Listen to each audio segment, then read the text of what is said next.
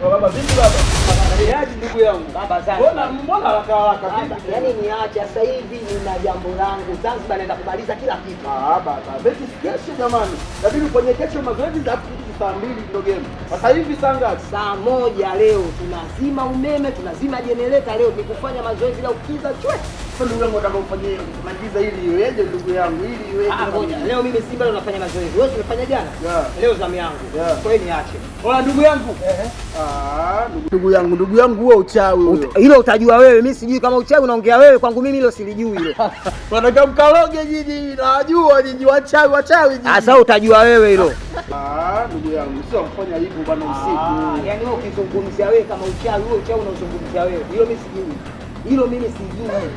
Wewe kesho kaa tulia. Ndugu yangu mmeamua. Mechi saa 2 na robo kesho. Niache. Acha leo nikafanya mimi leo mazoezi. Hata kama nafanya leo nasikiza niache. Acha ni hai. Sasa huyu nishamuona kabisa huyu kama atakapojua mchezo wangu fresh. Ila namuona kabisa ana kitu. Atafika mbali mbwa.